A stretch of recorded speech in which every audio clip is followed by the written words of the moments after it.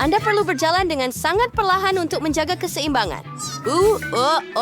Di sini tidak stabil. Tidak. Saya rasa saya memegang cawan itu dengan baik. Ia adalah krill yang kenyal. Oh, betapa menakutkan. Lebih selesa bergerak duduk. Tania, Vida. Jadi, bagaimana saya nak melangkah bala ini? Oh, saya faham. Saya perlu mencakar tumit kasut saya. Apa? Apa yang dia lakukan? Yeay, sekarang mereka dengan stiletto yang sangat nipis dan sangat tajam. Anda tak akan jatuh dengan itu. Wow. Melanie melakukannya dengan hebat. Satu langkah terakhir. Cuba sedikit.